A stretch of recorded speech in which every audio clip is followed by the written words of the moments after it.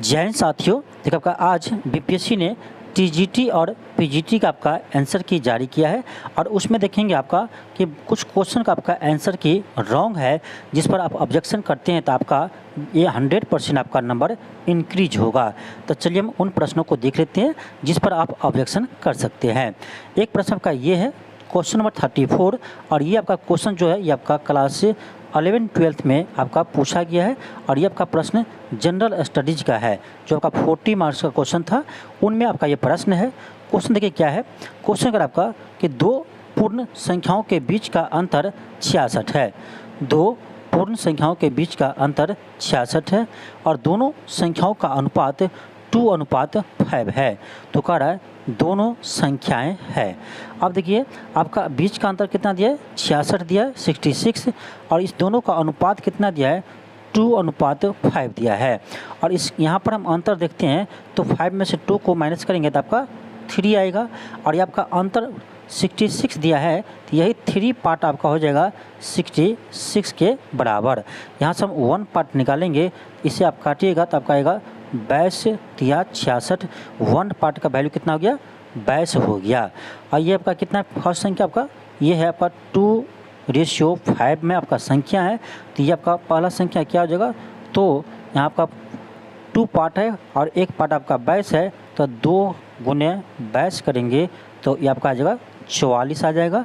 और ये आपका जो है 5 वाला, ये 5 में हम 22 से मल्टीप्लाई करेंगे तो ये आपका आएगा 110 आएगा। तो यानी ये दोनों संख्या हमारा निकल गया, एक आपका है 44, दूसरा आपका है 110। ठीक है, तो यहाँ से हमें संख्या आ गया क्या, 44 आया और आपका क्या आया, 110 आया। ठीक है, अब देखिए ऑप्शन में आपका 44,110 नहीं है, लेकिन 110 और 44 है, तो आपका ऑप्शन नंबर सी इसका आंसर होगा। हम बता रहे क्यों होगा। यहाँ देखिए, यहाँ आपका दोनों संख्याएं है पूछा जा रहा है, यहाँ पर आपका क्रमशः नहीं लिखा है। जब आपका यहाँ पर क्रमशः नहीं लिखा गया है तो उस केस में हम आपका यानी ये दो संख्या आंसर होना चाहिए, आपका क्रम में हो ये ज़रूरी नहीं है। देखिए 44,110 कब कहते हैं हम, जब आपका यहाँ क्रमशः लिखा रहता, यानी दोनों संख्याएं क्रमशः है, ऐसा रहता प्रश्न, तब आपका होता 44,110, जो आपका किसी में नहीं है तो ऑप्शन ई तब होता है आंसर। लेकिन यहाँ पर आपका क्रमशः नहीं लिखा है, तो ये दोनों संख्या जिस ऑप्शन में रहेगा वो आपका आंसर हो जाएगा। तो इसका 110% आपका आंसर चेंज होगा। आप ऑब्जेक्शन कीजिए, ठीक है, और ठोस आप उसको लिखिएगा कि इसका कारण क्या है, क्यों ऑप्शन सी होगा, इसका ठोस कारण आप लिखिएगा।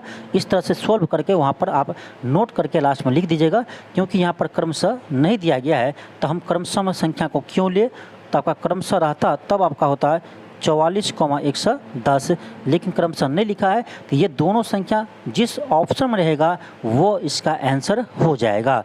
तो देखिए 110 और 44 इस ऑप्शन में है, तो आपका ऑप्शन नंबर सी बिल्कुल सही है। तो इसका आंसर आपका 110% ऑप्शन सी होगा।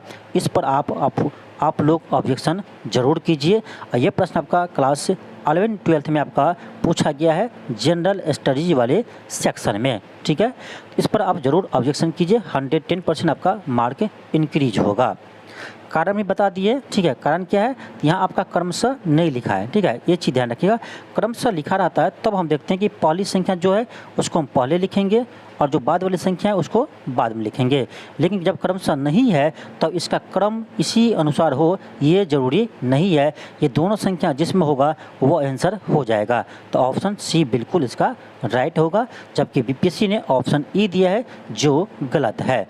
ऑब्जेक्शन जरूर कीजिएगा। चलिए अगला प्रश्न देखते हैं आपका। ये आपका प्रश्न है कि देश के बाहर स्वतंत्र भारत की अस्थायी सरकार को संगठित करने में आगे कौन बढ़ा है। देखिए इसका आंसर आपका बीपीएससी दिया है ऑप्शन बी, रास बिहारी बोस, लेकिन मुझे लगता है आपका इसका आंसर होना चाहिए राजा महेंद्र प्रताप, और इसने आपका अफगानिस्तान में अस्थायी सरकार का गठन किया था। ठीक है, तो ये हम 100% आपका श्योर नहीं है कि इसका आंसर आपका चेंज होगा, लेकिन आप लोग इसको देख सकते हैं एक बार, ठीक है, चेक करके। ठीक है, और देखिए और कौन सा प्रश्न है।